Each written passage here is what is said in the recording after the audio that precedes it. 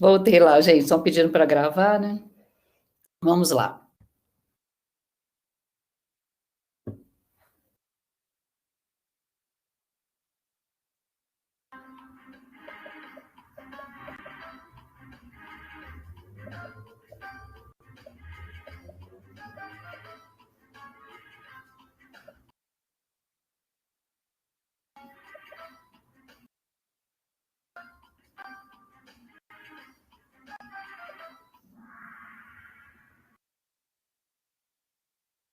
Não. Gente, a presença de tosse crônica seca no período noturno sem sibilo é extremamente sugestivo de asma. Muito bem, vocês estão bem. O Bruno está ensinando bem a vocês, né? Vocês já tiveram aula de asma, né, com o Bruno? Já tiveram. Ele é um excelente pneumologista, né? Não trata normalmente de criança, mas está indo muito bem. Realmente, a tosse por si só, mesmo sem sibilância, ela é sugestiva de asma. Vamos ver como é que está nosso ranking aqui agora. O Brutus passou na frente, seja lá quem for o Brutus. Próxima pergunta.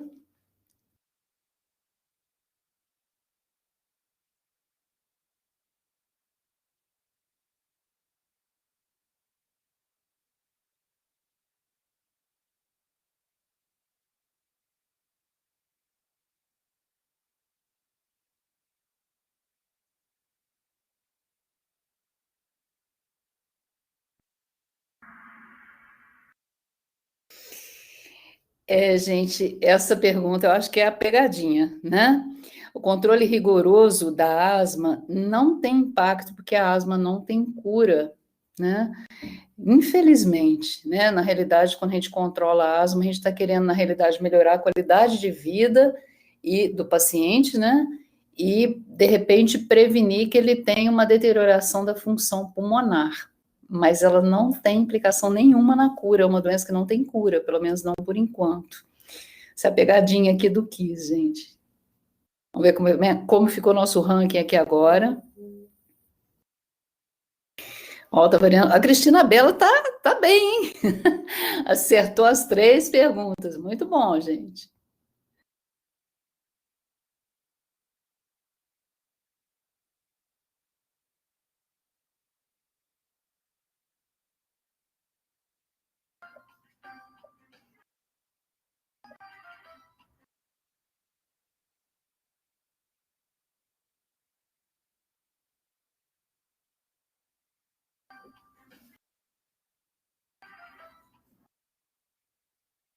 Muito bem, gente. Falso. Os inquéritos aqui do Brasil mostram a prevalência em torno de 23% entre os adolescentes. E mais ou menos na hora que eles fazem a pesquisa, em torno de 12%, né? Mais ou menos metade sabe que tem diagnóstico, o restante não sabia, né? Não tinha esse diagnóstico. Então, na realidade, está mais ou menos meio a meio, né? De cada dois pacientes que têm asma, um sabe que tem, o outro não. Então, a gente está, assim, uma proporção bem ruim, né, com relação a isso. Vamos ver lá nosso placar, como é que ficou.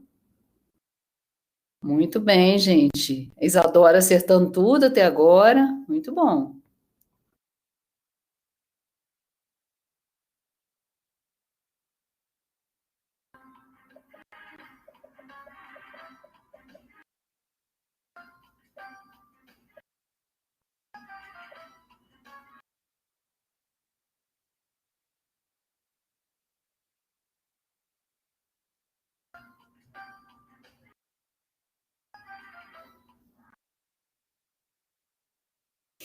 Muito bom, gente. Os testes alérgicos, apesar das crianças, né? A asma que começa na infância geralmente é uma asma alérgica, né? Ou uma asma eosinofílica. O teste alérgico ele pode até ajudar na suspeita, mas ele nunca confirma o diagnóstico de asma. Ele não tem especificidade para isso, né? Então ele não consegue confirmar, né? Vamos ao placar. Muito bem, Tamara está aqui na frente, hein? Ninguém está tirando ela, hein? Vamos para o próximo, gente.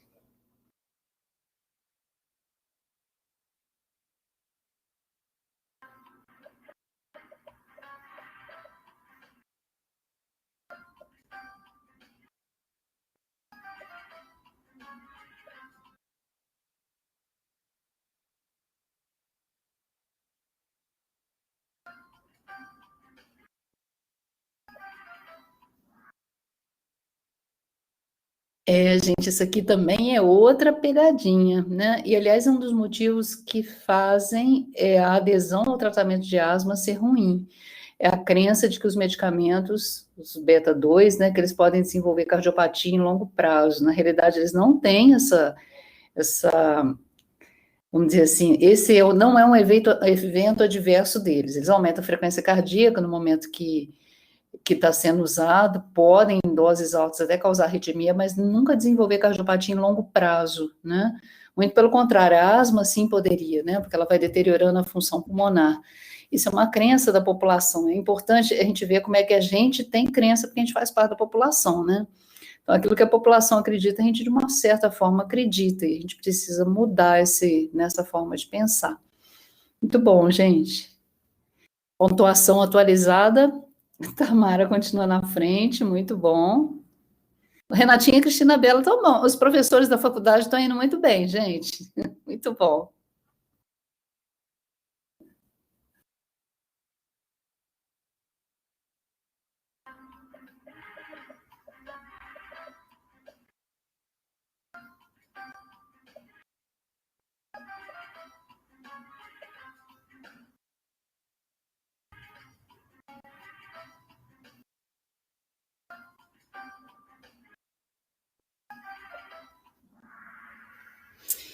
Muito bem, gente. Estão bem aqui.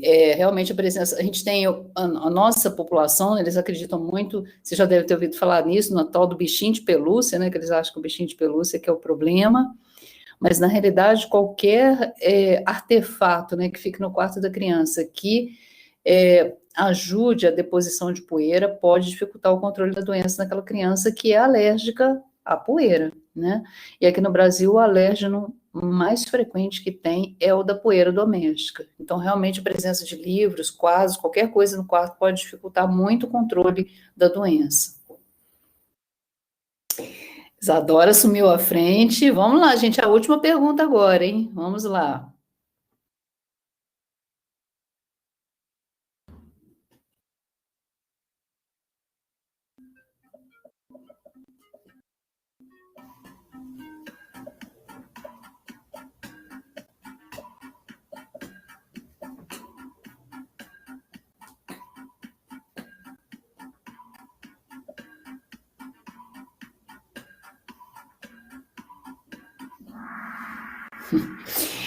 Muito bem, gente, é falso. Os espaçadores obrigatoriamente têm que ser usados pelas crianças, porque elas não têm coordenação para fazer o uso do dispositivo sem espaçador.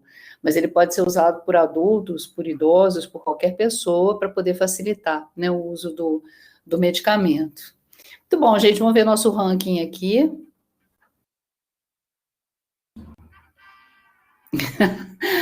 Tamara foi em terceiro lugar, Ana em segundo, Isadora em primeiro lugar. Muito bom, gente.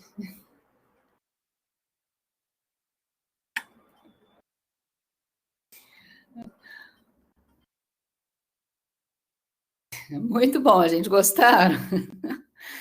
Só para a gente tentar tornar o assunto um pouquinho menos enfadonho, né? Algumas coisas aqui são interessantes. É muito legal esse joguinho. Esse mês que vem a gente vai fazer mais.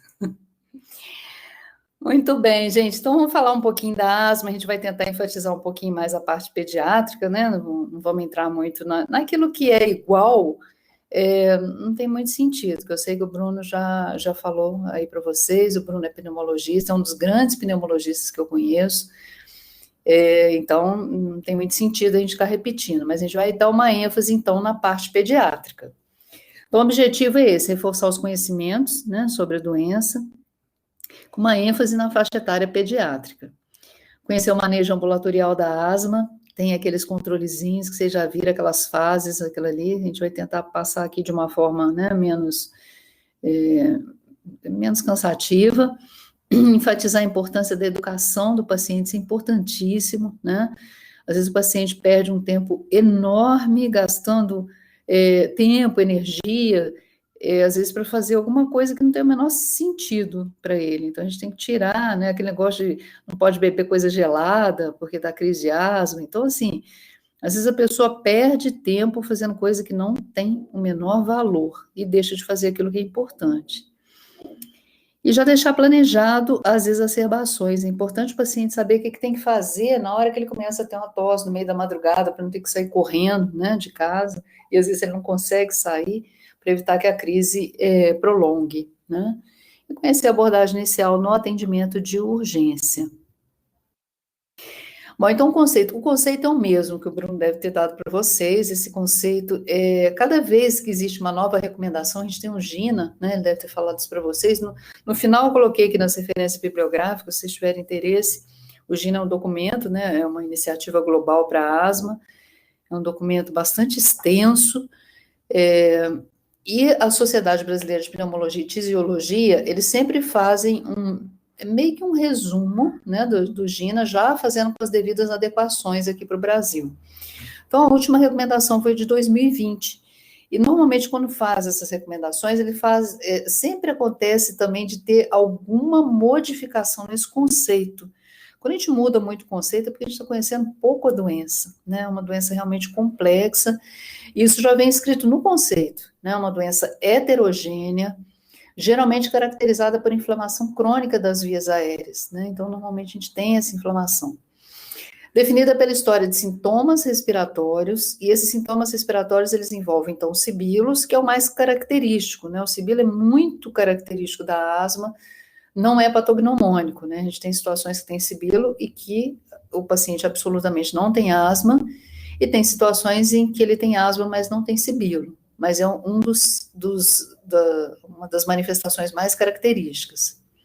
Dispneia, opressão torácica retroesternal, isso é muito referido por crianças maiores e por adultos, né, aquela sensação de que como se tivesse o tórax, alguma coisa apertando o tórax, e tosse, né, que a gente colocou lá no KISS, né, a tosse crônica, aquela criança que tosse, principalmente se for à noite. Às vezes a mãe nunca ouviu ela chiar, mas ela tosse toda noite, acorda tossindo, quando vira o tempo, tosse a noite toda. Geralmente é no meio da madrugada, né? Depois que a criança já está dormindo. Esses sintomas, geralmente, eles variam muito com o tempo e na intensidade. Isso aqui é um grande problema para a gente que trata a asma.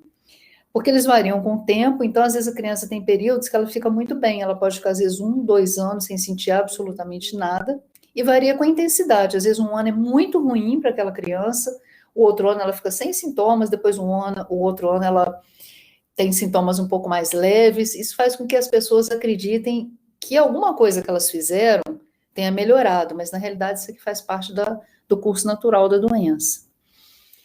E todos esses sintomas, eles têm uma associação com a limitação variável do fluxo aéreo. Então, isso aqui é comum a todos os asmáticos. O grande problema na criança é que, às vezes, a gente não consegue identificar essa limitação variável, ou não consegue confirmar essa limitação variável ao fluxo aéreo. O grande problema que a gente tem na pediatria. E essa heterogeneidade da doença, antigamente a gente escrevia, sempre dá uma mudança aqui na conformação dos slides, não tem jeito. Antigamente a gente falava que a asma, ela tinha uma característica ambiental e uma característica genética. Só que a gente até hoje não conseguiu definir exatamente qual que é a característica genética que leve à asma. Então, hoje em dia, a gente está falando, ao invés disso, está falando em fenótipos e endótipos. O que seriam os fenótipos? É aquilo que o paciente apresenta, né?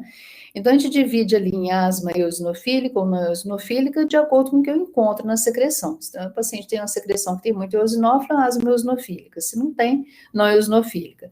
E a asma alérgica ou não alérgica, né? Então, a asma alérgica naquele indivíduo que tem características de alergia, tem rinite, tem dermatite atópica, e a não alérgica. Então, seriam os fenótipos. E os endótipos? O endótipo é o mecanismo molecular ou fisiopatológico que está relacionado com isso aqui. Então, foi o máximo que a gente já chegou. Então, esses fenótipos, o que eles têm? Um dos principais endótipos, e o mais conhecido, é a inflamação tipo 2, que forma linfócitos tipo 2. Então, se essa inflamação é muito alta, geralmente é aquele paciente que teve uma asma de início mais precoce, a gente já começa na infância, geralmente antes dos 5 anos de idade. Ela é mais grave e ela está associada com atopia, com o aumento de IgE e com a eosinofilia. Essa eosinofilia a gente consegue confirmar tanto em vias aéreas quanto sistemicamente, no exame de sangue, no hemograma. Esse tipo de asma, isso tem uma implicação no tratamento. Elas geralmente vão responder bem aos corticoides e às drogas que inibem a inflamação do tipo 2. Aqueles pacientes que têm uma baixa inflamação tipo 2, a asma geralmente é de início mais tardio, normalmente não tem eosinofilia nem em vias aéreas nem sistêmica, e eles respondem menos aos corticoides e drogas que inibem a inflamação tipo 2. Então, o que a gente está, assim, sabendo atualmente a respeito de asma é pouco, né? Muito pouco, mas assim, isso explica por que alguns pacientes respondem muito bem a determinados medicamentos e outros não.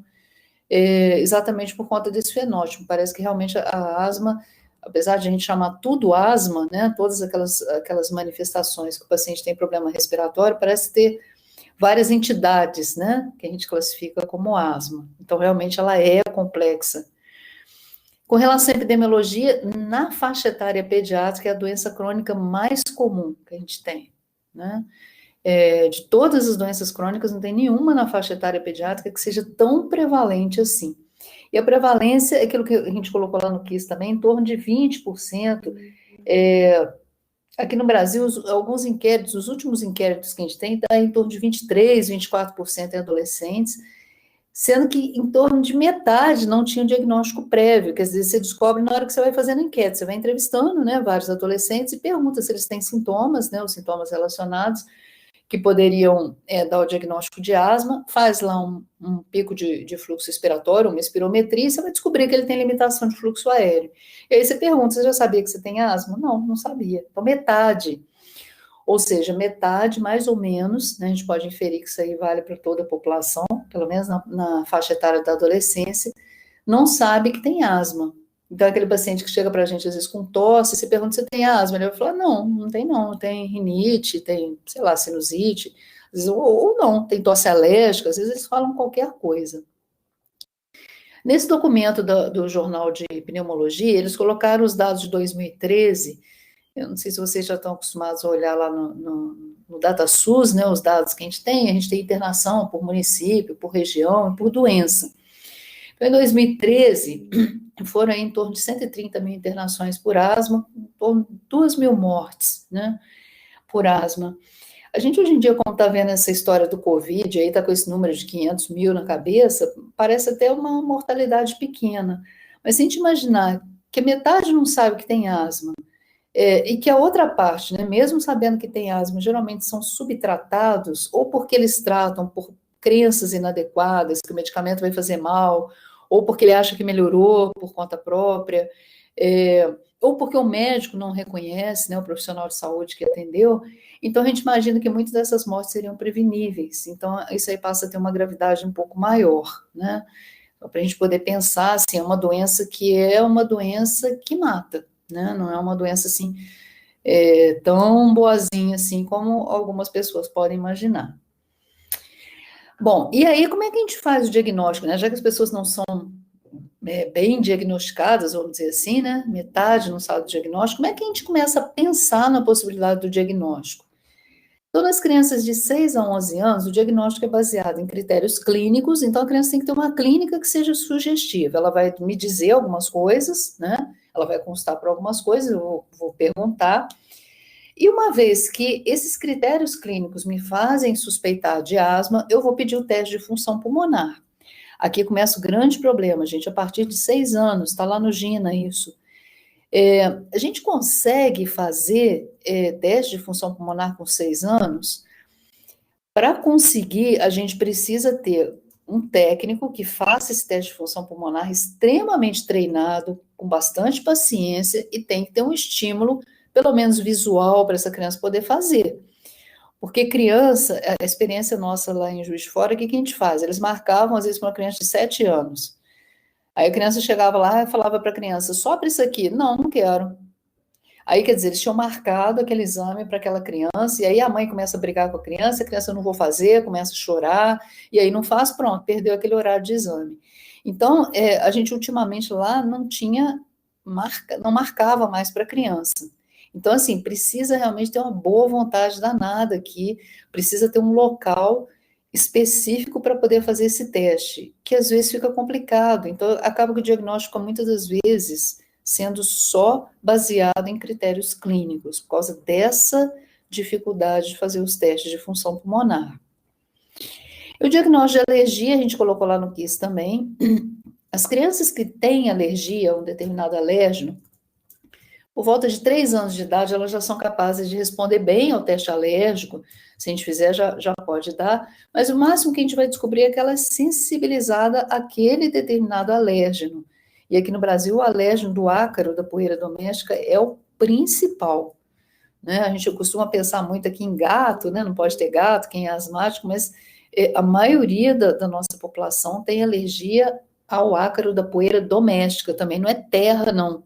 É muito comum a gente falar assim, eu ver o paciente falando, meu filho está com crise de asma, perto da minha casa tem muita poeira, tem terra. Terra geralmente não é um alérgeno muito significativo, é a poeira doméstica, aquela que fica dentro de casa, aquela que fica em cima dos móveis, né? Essa aí que é o grande problema. Então a gente já consegue, né, fazer através do teste, eu fico sabendo se a pessoa é sensibilizada ou não. Mas isso aí pode ajudar no diagnóstico da asma alérgica, mas a gente sabe que tem a asma não alérgica, que começa geralmente um pouquinho mais tarde, e aí o teste pode ser negativo. Ou mesmo pode acontecer da criança ser sensibilizada a um determinado alérgeno, mas aquele sintoma que ela está tendo de tosse ser de alguma outra patologia. A gente geralmente vai pensar em asma em criança porque o percentual de crianças asmáticas é de 20%. E outras doenças, a gente vai ver que os diagnósticos diferenciais, o percentual é menor, então a probabilidade de ser asma, estatisticamente, é maior. Mas a gente tem que pensar na possibilidade dos diagnósticos alternativos, né? Sempre que a gente está com uma criança que está com broncoespasmo, que está com tosse, que às vezes não está respondendo ao tratamento. Bom, se eu falei para vocês que é clínico, né, e o teste de função pulmonar não ajuda muito, o que a gente vai pensar em termos clínicos? O que faz a gente pensar em asma? Um ou mais dos seguintes sintomas, qualquer um deles, né? Ou sozinho ou em associação. Dispneia, tosse crônica, aquela tosse lá que eu falei, geralmente a tosse mais seca, a tosse da asma.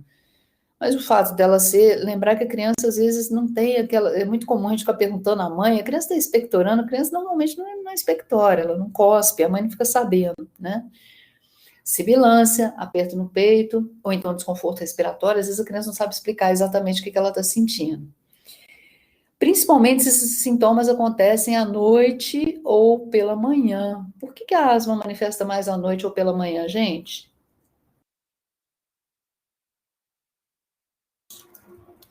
Vamos ver se vocês estão prestando atenção. Vocês foram tão bem no quiz, gente. Vamos lá, responde aí. Por causa do cortisol, exatamente, gente, é o período que o cortisol está mais baixo, né? Então, é aquele período em que o paciente, tanto que o despertar noturno, os sintomas noturnos, eles fazem parte da avaliação do controle da doença. Porque às vezes a criança fica relativamente bem de dia, mas na hora que baixa a produção do cortisol à noite, aí ela vai manifestar os sintomas, né? Então, esses sintomas, principalmente à noite, é no meio da madrugada, né? Tipo 3, 4 horas da manhã, ou então de manhã cedo, na hora que a criança acorda.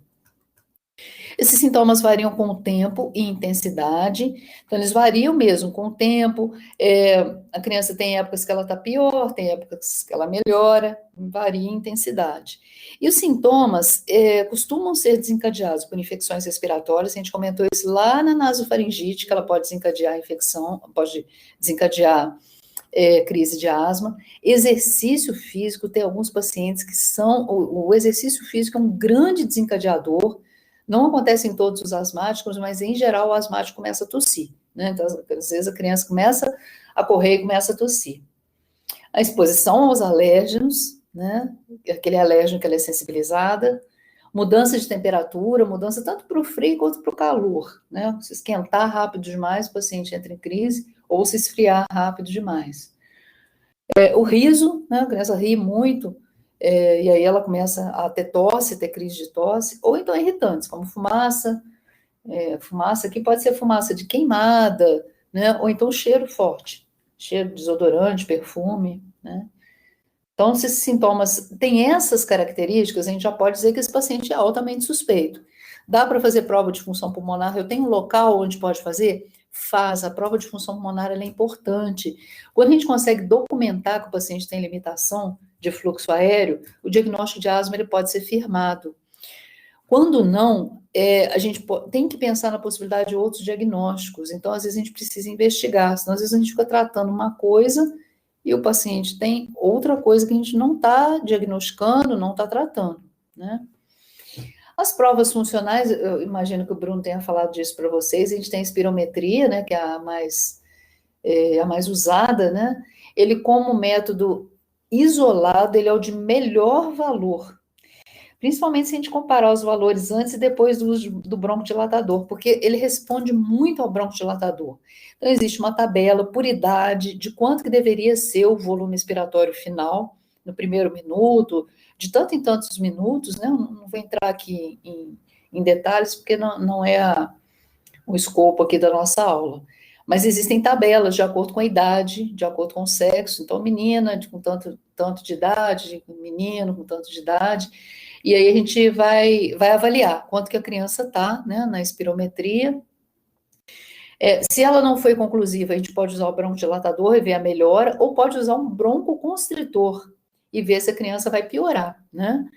E tem, além da espirometria, tem um pico de fluxo expiratório, o peak flow, né? Que esse aparelhinho aqui, ó, não sei se vocês já viram alguma vez, ele tem uma tabelinha aqui, a criança, aqui tem um bocal, né? Isso aqui, ele é um equipamento, na realidade, de uso individual, né? Cada um deveria ter o seu, que aí a criança conseguiria documentar, o cuidador conseguiria documentar em casa como é que está o fluxo respiratório dela. Se tem uma grande variabilidade, por exemplo, de manhã para de noite, de manhã para de tarde, a gente também pode documentar a asma.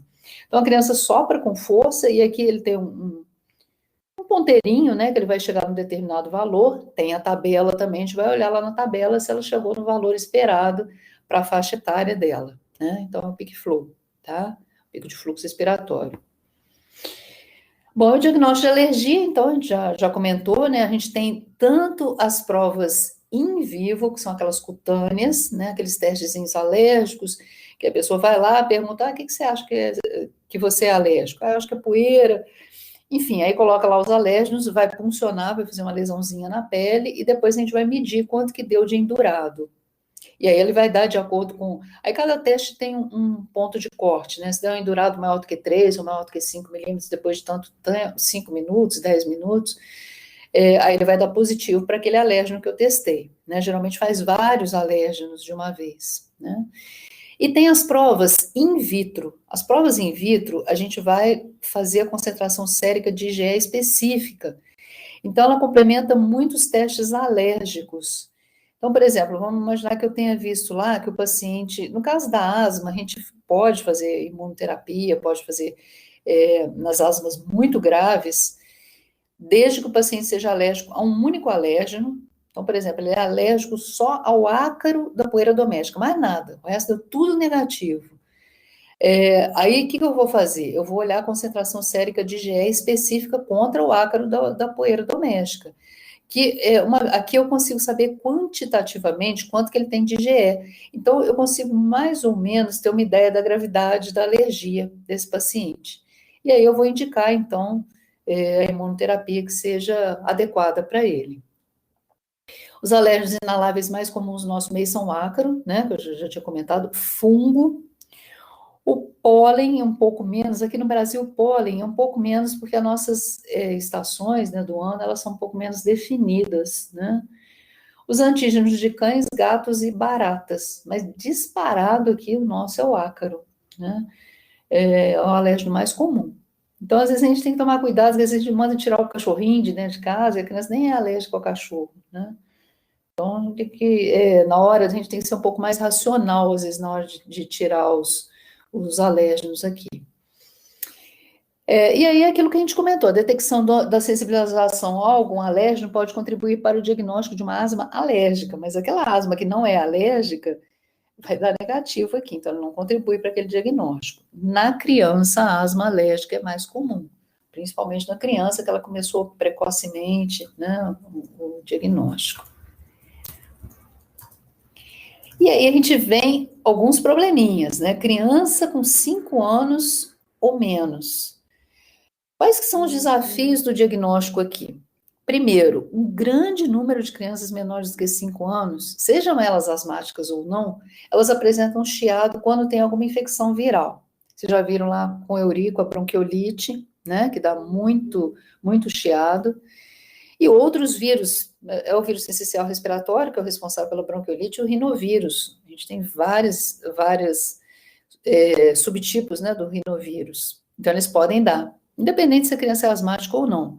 Então, é difícil uma criança, como elas têm infecção viral em torno de 3 a 8 por ano, aquela criança que está tendo chiado 3, 4 vezes por ano, é difícil afirmar que ela está tendo asma. Ela pode estar tendo só uma resposta a essas infecções virais, depois ela nunca mais vai ter nada. Isso aqui é um dos grandes motivos da nossa população achar que a asma melhora. Ela falou assim: meu filho ele tinha asma, aí eu curei essa asma quando eu dei, sei lá, dei alguma coisa. Qualquer coisa, né? Dei um determinado medicamento, é muito engraçado, eles falam qualquer coisa. Ele tomou bezetacil uma vez e melhorou. O bezetacil não está nem indicado para asma, não tem nada a ver, né? Mas assim, eles fazem esse tipo de associação. Existe uma grande dificuldade de avaliar a limitação do fluxo, né?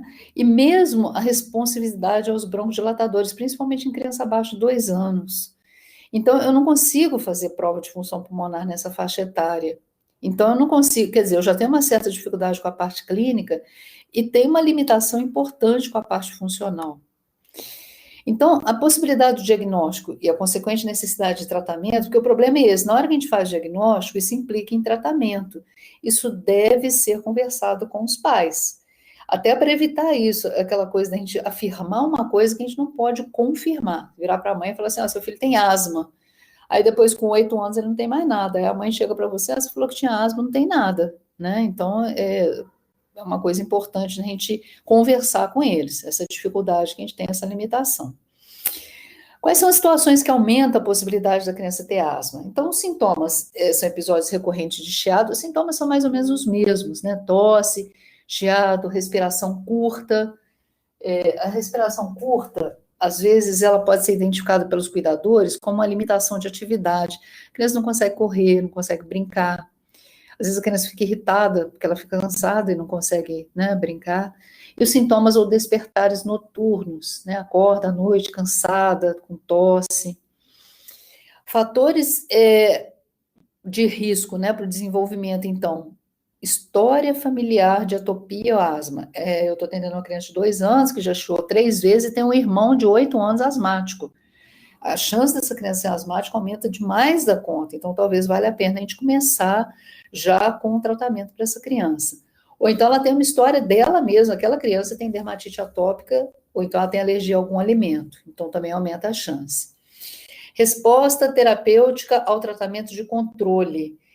Aqui a gente pode fazer, vamos imaginar que eu tenha conversado lá com os cuidadores, e o pai, a mãe, falou assim: olha, tem grande chance da criança ser asmática, ela está chiando muito, vamos tentar fazer um tratamento para ver se diminui, diminui o número, né, de crises que essa criança está tendo. A gente começa a fazer um tratamento, depois de 2 ou 3 meses, a criança não teve nenhuma crise. Isso é altamente sugestivo de asma, então a gente vai manter o tratamento. E os diagnósticos diferenciais excluídos? Precisa sair fazendo exame para a gente poder excluir todos os diagnósticos? Não. Por quê? Aquilo que eu falei para vocês. Olha os diagnósticos diferenciais que tem aqui. A asma, a proporção dela é 20% da população. Então, estatisticamente, é a doença mais comum. As outras, rinocinusite, é muito difícil a criança ficar repetindo a rinocinusite com a frequência que repete a asma, a não ser que ela tenha rinite alérgica, a gente trata a rinite. Broncodisplasia pulmonar. Broncodisplasia acontece naquela criança que nasceu prematura, em que ficou exposta ao oxigênio. Então, ela tem uma história, né? Tudo bem, um bebê prematuro que ficou exposto ao oxigênio pode ser asmático. Aí eu não vou conseguir diferenciar. Mas aí eu vou tratar, até porque o tratamento é mais ou menos o mesmo. Síndromes aspirativas, vocês viram lá com o eurico, doença do refluxo gastroesofágico, ele pode manifestar com sintomas respiratórios. essa criança tem alguma coisa para ela estar aspirando, ela tem alguma outra coisa para a doença do refluxo, está com um ganho de peso inadequado, tem sintomas gastrointestinais, a gente tem que pensar nisso. Aspiração de corpo estranho, ela não tinha nada e de repente ela começou com uma asma grave. A gente teve uma criança, deve ter uns 4, 5 anos, que foi internada com a gente na UTI, uma criança pré-escolar, devia ter uns 6 anos, com uma asma gravíssima, chegou para a gente com uma asma grave, a criança entubada, em ventilação mecânica, extremamente grave, saturando mal, e a gente ficou, só que era uma história súbita, tinha começado o raio-x normal, não tinha nada alterado, e a gente começou a suspeitar da possibilidade de ela ter aspirado algum corpo estranho, mas ninguém queria anestesiar a criança, os anestesistas não queriam porque ela estava muito grave.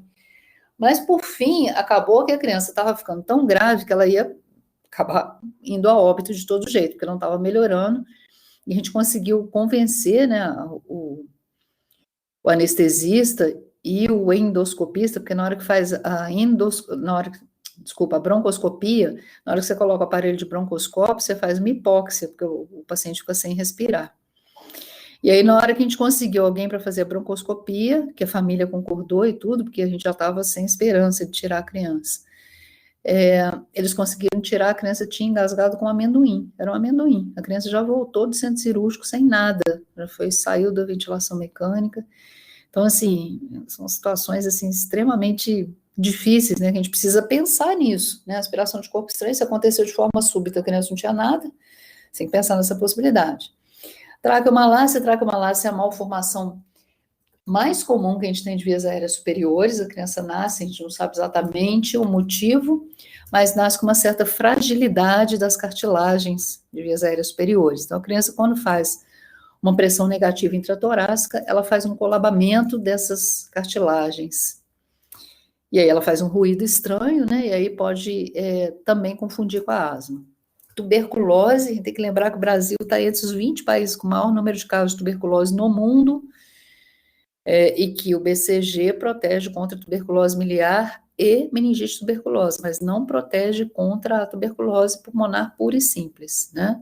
Protege só contra as formas graves. As cardiopatias com hiperfluxo, as imunodeficiências e a fibrose cística. Então, todas são menos comuns do que a asma. Certo, gente? Deu para entender isso? A gente trata como asma. A princípio, a não ser que tenha uma história. A gente tem que perguntar minimamente aqui na anamnese, né? Perguntar. A criança chega lá tossindo, chiando, o pai está em tratamento de tuberculose, eu tenho que pensar em tuberculose, né? Mas não tem nada, não tem nenhuma história para nada, eu tenho que pensar em asma. Bom, aí vamos partir para o tratamento. Alguma dúvida, gente, até aqui no diagnóstico? Que o diagnóstico de asma, ele é diferente, né, do adulto para a criança. Tá tranquilo aqui? O diagnóstico, quer dizer, a dúvida é a mesma, né? Se vocês ficaram com dúvida igual quem trata, tá ótimo, porque a gente, na realidade, quando trata, acaba ficando em dúvida mesmo, né? Se o paciente é asmático ou não. A joia, gente, obrigado pelo retorno. Então, qual que é o objetivo quando a gente trata a asma? Esse objetivo, gente, tem que estar muito claro para a gente e para a família. A gente está tratando de uma doença que não é uma doença aguda e não é uma doença curável. A primeira coisa que a família tem que saber, é uma doença crônica, a criança que nasceu asmática, ela vai morrer asmática. Até hoje, a medicina não tem cura para isso. Então, o que a gente quer com o tratamento é controlar a doença. Então, a gente vai alcançar o controle, e uma vez alcançado, a gente vai manter esse controle. Com isso, o que a gente vai conseguir? Melhorar a qualidade de vida. O paciente que acordava de noite, que faltava à escola, que vivia internado, toda hora estava no hospital, esse paciente vai melhorar isso, é isso que a gente quer. Com isso, a gente vai evitar os riscos futuros de novas exacerbações, né? Eu já tive paciente, uma paciente que ela internava mais ou menos 2 vezes por mês por conta de asma. Ela ia para o pronto-socorro quase, mais ou menos 2 ou 3 vezes por semana, era quase todos os dias. Então, assim, na época a gente não tinha ainda corticoide inalatório, foi muito difícil controlar essa paciente. Então, você imagina o sofrimento dela, né? Vivia, toda hora estava no hospital, nebulizando e pegando acesso venoso, toda hora.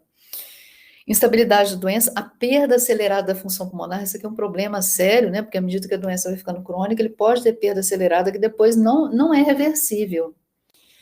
E os efeitos adversos do tratamento. Então, a gente precisa fazer o controle, porque à medida que o paciente está controlado, eu posso pensar em diminuir a dose do medicamento.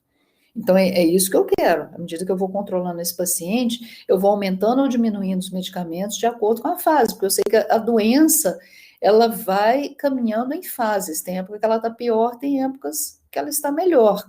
E a gente vai acompanhando o tratamento de acordo com a doença, né? Então, a abordagem tem que ser muito personalizada. Talvez por isso o tratamento da asma seja tão difícil de fazer. Eu acompanhei durante muito tempo, o meu mestrado foi em asma, e eu acompanhei um ambulatório de asma durante muito tempo, e a minha orientadora, eu fiz lá na Unesp, em Botucatu, né, na Faculdade de Medicina de Botucatu. A minha orientadora, que era pneumologista, ela orientava os pacientes a fazer um diário. Era muito bonitinho que as crianças chegavam lá, chegava com as crianças com os diáriozinhos tudo coloridinho, né? Principalmente as meninas, né? Adoro aqueles diários cor-de-rosa, cheio de bonequinha. E elas vinham anotando todo dia o que aconteceu, quando que teve tosse. Então tem que ser assim mesmo, é a melhor maneira. O paciente também anota, porque se a gente pergunta, você tem que perguntar no último mês. Aí você pergunta, você está acordando de noite? Aí ele, eu acho que sim. Acho que sim, não é resposta, eu não consigo individualizar. Então, o paciente ele tem que trazer essas informações para a gente de uma forma precisa, para que a gente possa também fazer a adequação de uma forma mais acertada, né? Então, esse diário, né, de como que a criança está evoluindo, ele é muito importante. E as crianças acabam que, quando a gente incentiva, elas gostam, né? Elas acabam fazendo de uma forma meio lúdica, né? A doutora Gisela, né, essa minha orientadora, ela é alemã, ela é uma pessoa assim, muito dura, até difícil lidar com ela. Nossa, comigo ela era muito brava, mas com as crianças era muito engraçadinho. Elas chegavam lá, as crianças adoravam ela, e ela olhava aquele diário, tinha a maior paciência de olhar. Bem interessante. E aí, como é que a gente avalia o controle? Aí, uma coisa importante, gente, é a diferença entre controle e gravidade, né? O controle, o que indica para a gente? A intensidade que as manifestações da doença são suprimidas pelo tratamento.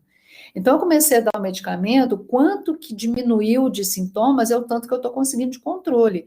O controle máximo é quando o paciente está assintomático. Esse é o controle máximo. A gravidade, ela tem relação com a quantidade de medicamentos que eu preciso usar para que eu consiga um determinado controle. Eu posso ter uma asma grave, muito grave, que está absolutamente controlada. E posso ter uma asma leve a moderada, absolutamente fora de controle. Então, tem uma diferença muito grande disso aqui, né? Em termos de qualidade de vida, o controle, a asma controlada, é o que dá a qualidade de vida, né? Então, tem uma importância nisso. O que eu quero avaliar é isso, é o controle da doença, né? A gravidade é o que veio com o paciente. A gente, às vezes, pode até, à medida que a gente controla, a gente pode até mudar essa gravidade, né? De repente, o paciente que era muito grave, de repente passa por uma fase anterior. Mas no primeiro momento o que a gente está querendo é o controle, né? E aí o controle, isso aí vocês já com certeza viram lá com o Bruno, a gente avalia nas últimas 4 semanas. Em criança a gente pode fazer isso, criança, nesse ponto, é melhor criança do que o adulto. Você pedir um adulto para ele anotar no caderninho, ele vai rir da sua cara e não vai fazer. Criança você pode fazer de uma forma tranquila. Traz um caderninho bonitinho para mim, eu quero um caderno bem bonitinho, bem coloridinho. A criança vai adorar, elas adoram essas coisas, né? Então, anotando as 4 semanas os sintomas, né? E aí eu vou classificar como asma controlada, parcialmente controlada ou não controlada. Como que eu classifico? Aí nós vamos ver isso aqui, que o desafio é enxergar, né, gente? Mas eu acho que vocês, na hora que vocês baixarem, vocês vão conseguir enxergar. A gente, na realidade, a gente tem três formas de a gente avaliar esse controle. O mais comum é o GINA. O GINA é essa, né, Iniciativa Global para Asma, tá? E ela é baseada só nisso aqui, ó. O que eu vou perguntar? O que eu quero saber do paciente? Nas últimas 4 semanas, ele teve sintomas diurnos mais do que 2 vezes por semana? O que são sintomas diurnos? Tosse, dispneia, opressão, aquilo tudo que a gente falou lá atrás. Chiado, né? Então, se ele teve, aqui ele vai pontuar, tá? Você despertou alguma vez pela asma? Você acordou de noite por causa da asma? Acordou tossindo ou acordou cansado? Acordei. Então, aqui ele vai pontuar aqui. Você precisou de usar alguma medicação de resgate mais do que 2 vezes? Geralmente isso aqui está associado com o primeiro, né? Se ele teve sintomas diurnos, provavelmente ele teve que usar a medicação. E limitação das atividades. Ele, às vezes, até não teve sintomas e não usou medicação, mas porque ele não está fazendo nada. Ah, não estou conseguindo nem andar. Se eu andar, eu entro em crise. Então, aqui a gente vai pontuar. E aí a gente vai considerar a asma controlada que ele não teve nada disso aqui. A asma parcialmente controlada é 1 ou 2 itens aqui. E a asma não controlada, 3 a 4 itens.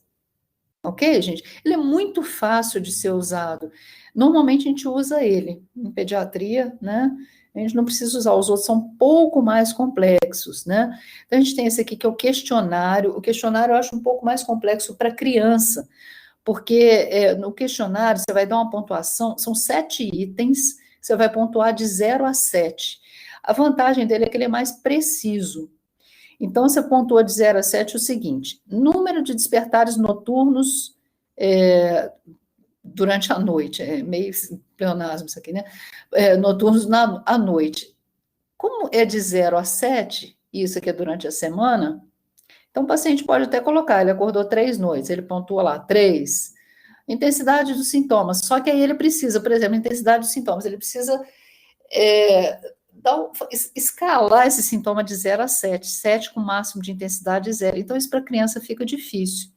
E aí, à medida que eu der a pontuação aqui de cada item, eu vou fazer uma média. Aí, se a média foi acima de 1,5, a asma não está controlada, de 0,75 a 1,5 é uma asma parcialmente controlada, e abaixo de 0,75 seria uma asma controlada. É outra forma, tá? Ele é melhor do que esse aqui? Não, cada um é um, tá? E tem o outro teste de controle. Esse teste de controle, limitação das atividades. Quanto que você acha que melhorou de 0 a 5? Você também coloca um item. Ah, não melhorou nada. Então, 0 pontos. Dispneia. Quanto que melhorou a dispneia? Ah, melhorou mais ou menos. 3 pontos. Aí também soma, só que esse aqui a gente soma. Esse aqui a gente faz uma média, esse aqui soma. Ok, gente, deu para entender? Precisa usar os 3? Claro que não, você escolhe um. Vou imaginar, é lógico, gente, que a gente está falando aqui para médicos clínicos, né? Não está falando aqui para pneumologista, né? Vamos imaginar que você esteja atendendo lá no PSF, no Programa de Saúde da Família. Você vai controlar, você usa um, o que você tem mais propriedade, que acha mais fácil, você vai usar esse aqui. É importante você fazer a classificação, e aí vai classificar como asma controlada, parcialmente controlada ou não controlada. Se ela está controladinha, o que a gente vai fazer? A gente pode manter o tratamento a partir do momento que eu tenho 2 ou 3 meses, aí o paciente vai voltando todo mês. Tem 3 meses que ela está super controlada, eu posso tentar diminuir a dose do medicamento. Olha que legal. Estou usando corticoide inalatório, eu consigo diminuir a dose, né? A parcialmente controlada é aquele que geralmente eu vou precisar aumentar um pouquinho a dose, né? Não está legal ainda. E a não controlada é aquela que a asma provavelmente é mais grave do que eu estava imaginando anteriormente. Então, eu vou ter que passar para a etapa de cima.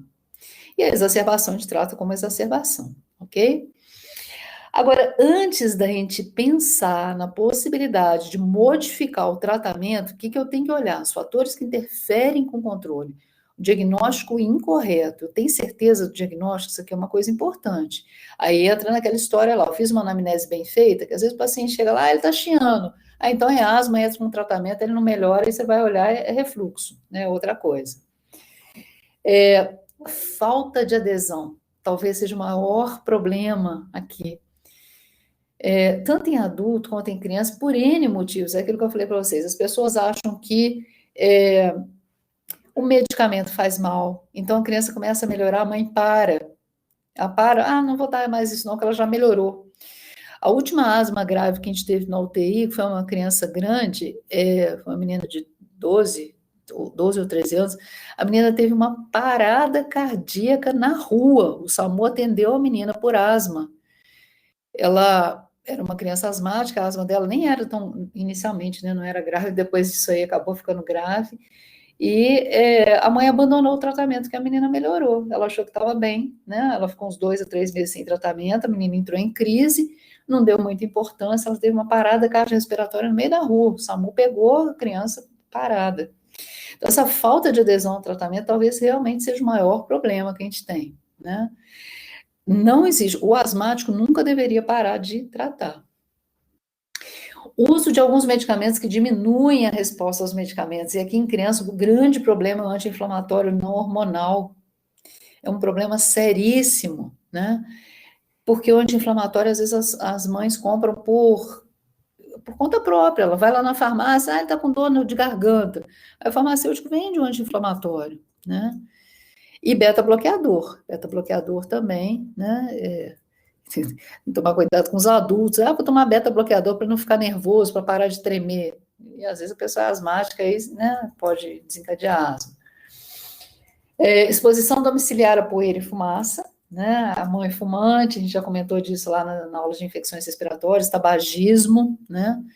E outras comorbidades, doença do refluxo, obesidade, apneia do sono, que às vezes essas comorbidades, às vezes o paciente pode ter as duas coisas, né? Mas a comorbidade vai atrapalhar um pouco o tratamento da asma.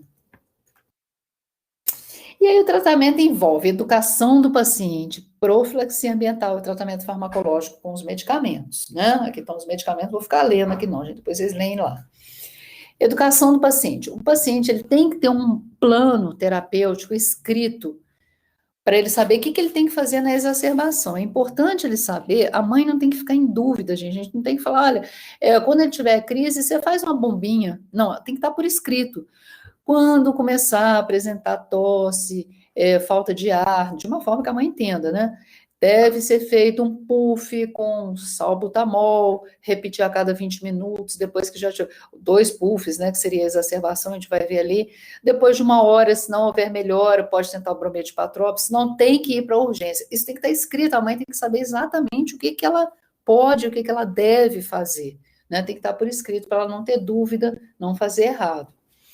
Dispositivo inalatório, esse é um outro grande problema, porque os dispositivos inalatórios foram o maior avanço nos últimos anos no tratamento de manutenção da asma, mas eles não são simples de serem utilizados. Vocês sabem usar, gente? Tem alguém asmático aí na turma? Alguém é asmático? Alguém já fez uso de bombinha? Tem, é você, Bernardo? Você que é asmático aí? Quem é asmático aí, gente? Ou tem alguém na família? Você sabe usar bombinha, Bernardo? Sabe usar direito? Dê o seu parecer aí. É fácil? Você acha simples de usar? Foi simples de aprender? Não é simples, né? Ele não é simples para adulto, não é simples para criança, não é simples de usar, né? Não é fácil, né? Então, toda vez que o paciente vem, precisa ser revisado, a gente precisa pegar, você traz a bombinha, eu quero ver como que você está usando, para a gente saber se o paciente está usando de forma correta, né? Então, isso é uma coisa importante, faz parte do tratamento. Às vezes não está funcionando porque não está usando de forma correta, e não vai funcionar, né? E a remissão dos sintomas não significa possibilidade de interromper o tratamento, o paciente tem que continuar a tratar. Profilaxia ambiental, aí aqui também, geralmente, é onde o pessoal falha demais da conta, né?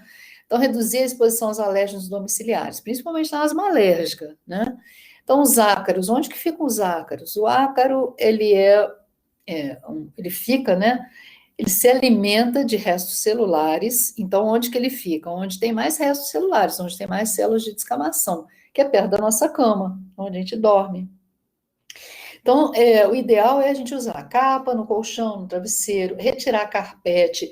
O ácaro é fotofóbico, quanto mais profundo o tapete, mais lá para o fundo ele vai, e às vezes os aspiradores de pó não conseguem tirar esse ácaro. Cortina, evitar livros, enfeites no quarto, tudo que deposita poeira, né? Animais, quando a criança não consegue o controle e a gente não consegue fazer teste, né, alérgico, o ideal seria a gente fazer para saber se ela tem alergia, né, ao animal de estimação que ela tem. Gato, cachorro, se não existir possibilidade de tirar, a criança é muito apegada ao bichinho e tudo, pode dar banho semanal, é uma possibilidade também, né? Principalmente no caso do gato, a proteína que mais dá alergia fica na saliva do gato. Então, o gato, no ato de lamber, ele passa essa proteína para o pelo e é quando vai dar alergia. Então, se der banho no gato semanalmente, normalmente diminui bastante a exposição ao alérgeno e exposição ao fumo, né? Aí é uma coisa difícil. Esse tem que ser feito para todos os asmáticos, gente, todos, né? E o tratamento farmacológico, né? Uma vez que a gente entendeu que a doença é heterogênea, que ela tem períodos que ela fica um pouco mais grave, períodos que ela fica um pouco mais leve, a gente vai ter que individualizar para aquela pessoa especificamente e para aquele momento que ela está vivendo especificamente. O uso do corticoide inalatório, combinado ou não com os beta-agonistas de longa duração, é o tratamento básico. Tem um problema aqui. O beta-agonista de longa duração não tem comprovação de segurança abaixo de 4 anos de idade. Então, a gente usa off-label, né? A gente está na época agora aí de tudo tem que ter comprovação científica, não tem, né? As exacerbações devem ser prontamente reconhecidas para que o tratamento seja realizado. Prontamente reconhecidas por quê? Pelo familiar, né? Eles têm que saber quando que está exacerbando, né? Quando que está ficando, que o paciente está ficando grave, né? Bom, gente, os corticoides inalatórios têm diferença de potência clínica e tem diferença dos dispositivos. Então, o paciente, ele pode escolher? Pode, se ele for pagar por isso, a gente tem que pensar que no SUS, né, no Sistema Único de Saúde, a gente não tem essa disponibilidade toda. A gente geralmente vai ter à disposição um tipo de corticoide, um dispositivo. No paciente que tem condição, às vezes, de modificar seu tratamento, de pagar pelo seu tratamento, a gente pode tentar um outro tipo de corticoide, mais potente. Eles têm muito bem definido o que é uma dose baixa, média ou alta. A gente sempre começa com dose baixa, que é uma dose que tem menos efeitos colaterais, né? E uma vez obtido o controle por 2 a 3 meses, a gente pode tentar diminuir a dose do corticoide. Quais efeitos adversos? Pode ter candidíase, né, oral, pode ter irritação na garganta e disfonia, o paciente fica rouco. A gente consegue reduzir isso bastante com o uso de espaçador. Então, seria uma das indicações de usar o espaçador para adulto, né? E os efeitos sistêmicos são os mesmos que a gente tem para o corticoide oral, né? No caso da criança, existe uma alteração na estatura final quando a gente usa altas doses. Aqui, gente, eu coloquei os corticoides, a equivalência, tá? Precisa decorar isso? Claro que não, né, gente? Obviamente que não. Isso não é coisa para decorar. Quando você precisar usar, você vai olhar na tabela, tá? A única coisa que eu queria que vocês ficassem atentos, olha aqui, ó, crianças, qual que a gente pode usar? Só esse aqui, ó, acima de 6 meses. O resto é tudo acima de 4, 5 anos, né? Os corticoides, então, que a gente tem, né? Quando que a gente pode usar cada um deles. Então, a gente tem essa limitação. E aqui a gente tem dose baixa, dose média e dose alta do corticoide, tá? Quando eu chego na dose média, às vezes eu preciso, se eu não estou tendo controle com dose baixa, eu vou ter que aumentar a dose. Mas dose média e dose alta é aquela que eu vou tentar fugir o mais rápido possível, porque em longo prazo isso aqui vai ter efeito colateral, ok? Bom, e aí o corticoide com o LABA, né, que é o beta-2 agonista de longa duração, é tratamento preferencial nas etapas 3 e 4. Por que faz essa associação? Essa associação ela pode já vir farmacologicamente pronta, então tem uma bombinha que tem o corticoide e o beta-2 agonista de longa duração, que vai ser o salmeterol ou o formoterol, ou eu posso fazer ele de forma separada. Eu uso o corticoide separado e o beta-2 agonista separado, tá? Os dois, quando utilizados, né, de forma junta, não necessariamente na mesma bombinha, mas quando a gente usa as duas medicações, eles têm um sinergismo entre eles, e o beta-2 permite que a gente diminua a dose do corticoide. Então, ele é uma associação extremamente interessante, né? Para adultos acima de 12 anos está muito bem definido. Para crianças de 6 a 11 anos também, para crianças abaixo de 5 anos, a gente tem aquele problema do beta-2 de longa duração não ter a segurança ainda muito bem definida, tá? Os beta-2 de curto SABA, né, beta-2 de curta duração, estão indicados na exacerbação. Aqui no Brasil agora ficou só o salbutamol, o fenoterol saiu do mercado há pouco tempo, talvez a gente não encontre em algumas farmácias, mas ele não vai mais ser vendido aqui no Brasil, né? Tem efeito adverso de taquicardia, tremor de extremidade, às vezes as mães ficam apavoradas com isso, né? Por isso que elas acham que dá problema cardíaco, né? Os tremores, que incomodam um pouco, e hipopotassemia quando em uso prolongado. A hipopotassemia, às vezes, a gente usa, né? Paciente que tem insuficiência renal crônica, que está com potássio lá em cima, a gente usa beta-2, né? Para poder diminuir o potássio. É um efeito importante. Corticoide sistêmico, prednisona ou prednisolona, quando que ela está indicada? Na exacerbação. Na exacerbação, o paciente exacerbou, teve uma crise, teve que ir para a urgência, a gente vai usar corticoide durante 3 a 5 dias. Corticoide oral, 3 a 5 dias, e mais o inalatório, tá? Então, as doses, gente, doses, vocês não precisam se preocupar em prova, não. Estou colocando aqui para vocês ficarem com a aula completa, ok? E o brometo de patrópio, o famoso atrovente, né?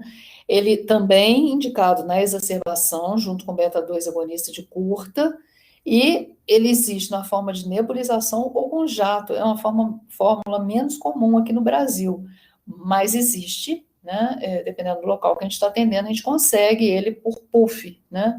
O dispositivo pressurizado. E os antagonistas de leucotrieno, que a gente tem o montelukast. A vantagem dele é um medicamento via oral, né?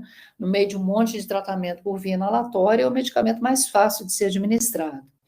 Tem um efeito broncodilatador e anti-inflamatório. Quando que a gente usaria o antagonista de leucotrieno?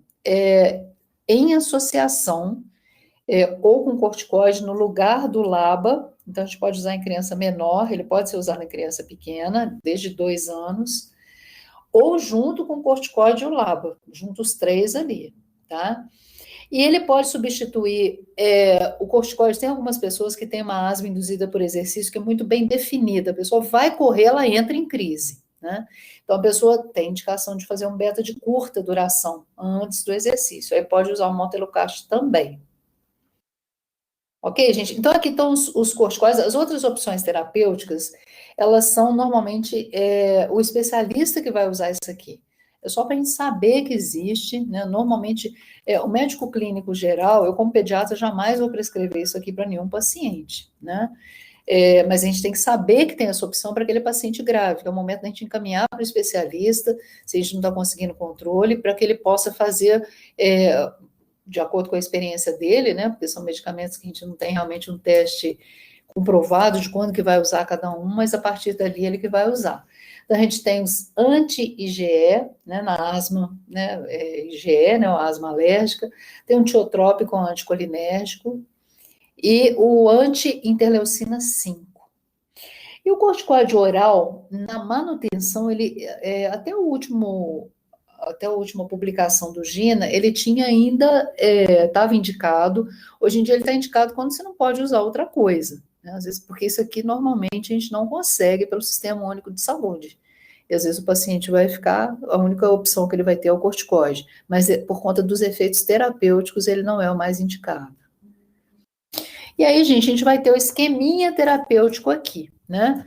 Então, ó, menores de 6 anos, começando cá embaixo, né? Etapa 1, é a criança que sibila, sintomazinhos muito raramente. O que a gente vai fazer para essa criança?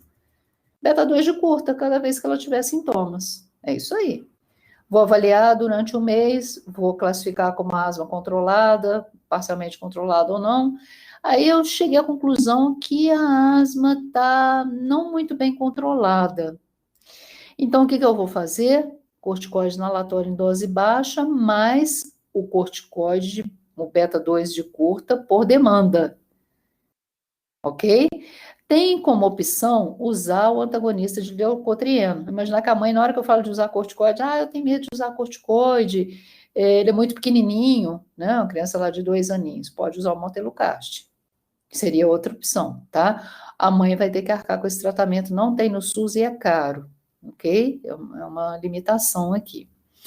Aí essa criança vai ficar com esse medicamento, corticoide eu vou escolher aqueles lá atrás, e vou ficar mais um mês, 4 semanas, a mãe anotando tudo lá, ela voltou, ainda a asma está mal controlada, com essa dose baixinha que eu passei do corticoide, o que eu vou fazer? Dobrar a dose do corticoide e continuo usando beta-2 agonista por demanda. Cada vez que tiver crise, usa beta-2 agonista. As outras opções, entra aqui também o montelukast, mas aqui eu já começo a pensar em encaminhar para o especialista. Vocês veem que abaixo de 6 anos, a gente normalmente não usa o LABA. Normalmente a gente não usa, porque é um medicamento que Para crianças abaixo de 4 anos, ele não está indicado. Então, é preferível encaminhar para o especialista, para ele poder usar, testar outros medicamentos e avaliar se essa criança tem outros diagnósticos alternativos. Ok, gente? Tranquilo? Alguma dúvida, gente? Isso aqui, essas etapazinhas, gente, isso aqui, vocês me desculpam, não tem jeito de ser menos chato do que isso aqui. Mas é só ir olhando. A boa notícia, gente, é que quando a gente está atendendo o paciente, você não precisa ter nada disso aqui decorado. Você pode ter isso aqui, ó, do jeito que está lá no Jornal Brasileiro de Pneumologia, eu vou colocar aqui para vocês. É só você olhar. O que você precisa saber são os medicamentos que tem, testar o paciente para ver se ele está usando de forma adequada esse medicamento e você vai acompanhando aqui, né? Acima de 6 anos. Então, essa paciente deve ser asmático mesmo, né? Ainda mais se eu já fiz o teste alérgico, lá já fiz a prova de, desculpa, o teste alérgico, não, a prova funcional. Se ele é asmático, o controle ambiental é obrigatório para todos. O tratamento preferencial na etapa 1 é já o corticoide inalatório, mais o beta-agonista de curta duração por demanda. O que é o por demanda? Cada vez que ele tem crise, vai usar corticoide inalatório e o beta-2. Ou então eu já posso começar com corticoide inalatório diariamente.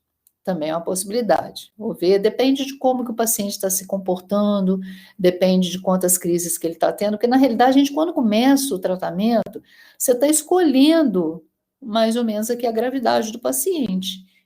Você vai saber se você está acertando à medida que você vai acompanhando esse paciente. Aí eu mando ele voltar daqui a um mês, eu avalio em 4 semanas. E esse paciente, então, ele mudou para a etapa 2 porque ele não teve muito bem, a asma não estava muito bem controlada. Então, aí agora, se eu não tinha começado o corticoide, eu já vou passar ele diariamente. Eu preciso fazer ele diariamente.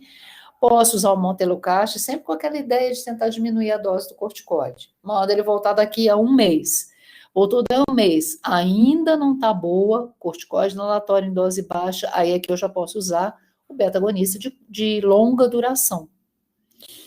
E o curta duração sempre por demanda. Então, vocês veem, gente, que parece complicado, né? Os quadros, mas não tem nada de complicação. A gente vai usar o corticoide e o LABA, é esse aí o tratamento. Aí, na hora que o paciente exacerba, eu vou usar o beta-2 de curta. É isso, é basicamente isso, não tem muito o que inventar. À medida que a gente vai chegando nas etapas mais graves, né? E aqui a gente pode chegar até na etapa 5, aqui eu já preciso encaminhar para o especialista, porque a asma é muito grave, eu já tenho que pensar em fenotipar melhor esse paciente, de dosar os anticorpos específicos, ver se tem algum tratamento que eu consiga fazer que melhore um pouco mais a qualidade de vida desse paciente. Ok, gente? Alguma dúvida, gente, nesses 2 quadrinhos aqui?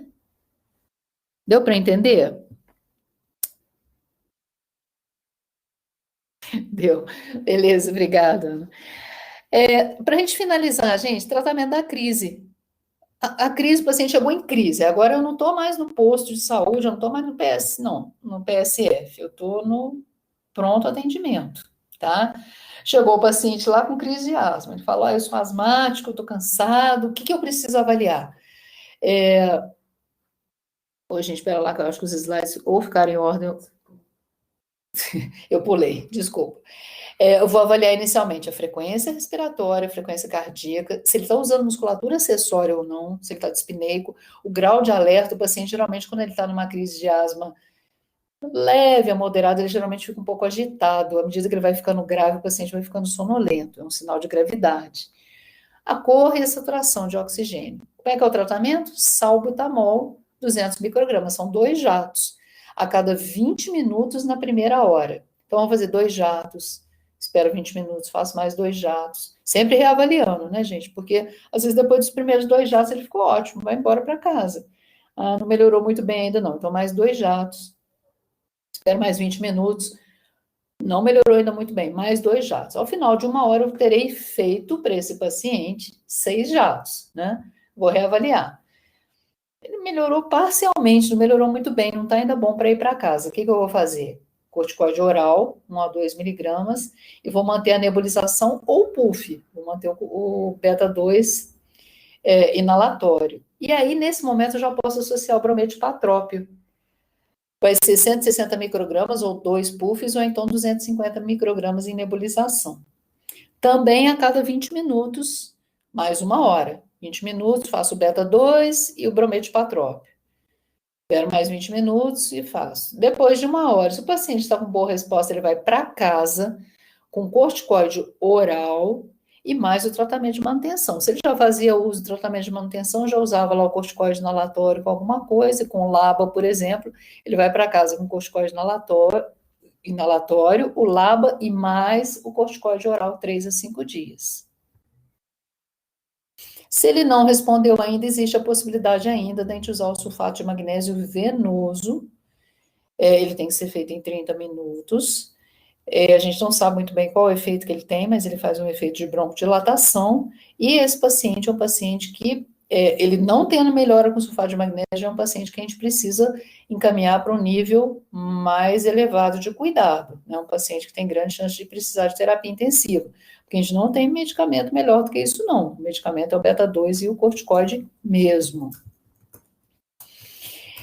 E aqui, a gente agora finalizando mesmo, gente, os dispositivos só para administração de medicamentos, deu uma desformatada aqui também, para quem não sabe como usa, o Bernardo já falou que sabe, né? O aerosol dosimetrado, gente, deve ser usado com espaçador em criança abaixo de 4 anos, normalmente o ideal é que seja com máscara, acima dessa idade pode ser sem a máscara, só no bocal. Como que ele tem que ser feito? Os 2 puffs, a gente agita o dispositivo antes da aplicação, isso é importantíssimo, porque a homogeneização do beta 2, da substância, né, do fármaco, junto com o gás propelente, ela não é a ideal, então eu preciso agitar para poder fazer isso de uma forma adequada, homogeneizar o produto. E aí, os pequenos detalhes, né? A gente deve colocar a máscara no rosto da criança primeiro para acionar depois. Se a gente aciona o produto com a máscara fora do rosto, depois vai colocar a máscara no rostinho da criança, já perde medicamento aí. A gente põe no rosto e pede para acionar.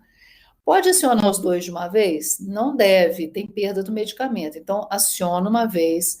Tem que esperar ali em torno de 3 a 5 movimentos respiratórios para poder retirar, pelo menos 3 a 5 movimentos respiratórios. A gente tira, agita de novo o produto e aí faz o novo puff. Repete o processo, ok?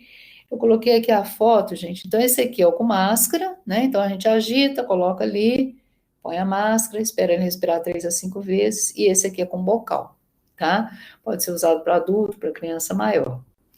E esse aqui é o inalador que a gente usa no hospital, né?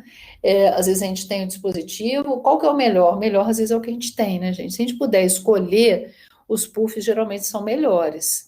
Mas, às vezes, a única coisa que a gente tem no hospital é isso aqui. Você vai ter o aparelho, você vai colocar o medicamento aqui dentro, vai ligar lá no oxigênio ou no ar comprimido, né? Precisa de um gás para empurrar, e a gente vai fazer a nebulização, então, para a criança. Ok, gente, eu acho que isso aqui é o último slide. Aqui eu coloquei as referências, gente, tanto do GINA, né, de 2000, aqui está como 2021 a publicação, mas na realidade a atualização é de 2020, e o Jornal Brasileiro de Pneumologia. Eu acho que quando vocês, pelo slide aí, né, se estiverem com o slide ampliado, acho que vocês conseguem entrar nas publicações. Ok, gente? E é isso, nossa última aula desse semestre, gente. A gente vai se ver, se Deus quiser, no próximo semestre. No próximo semestre tem muita aula, né? Espero que vocês, daqui a pouquinho vocês vão entrar de férias, né? Agora falta pouco, né, gente? Falta só as apresentações de trabalho. E daqui a pouquinho não sei como é que vão ser as férias, né? Acho que ninguém sabe ainda. Mas no semestre que vem, se Deus quiser, vamos ver se vai ser presencial, se vai ser híbrido. A gente vai. Férias só em outubro, Maria Clara? Jesus! Mas pelo menos, olha só, vejam pelo lado bom, a aula teórica agora acabou, não sei como é que vão ser as teóricas do próximo semestre, não sei quando vão começar. Tem um lado ruim e um lado bom, gente. Semestre que vem a gente está aí, gente. Obrigado.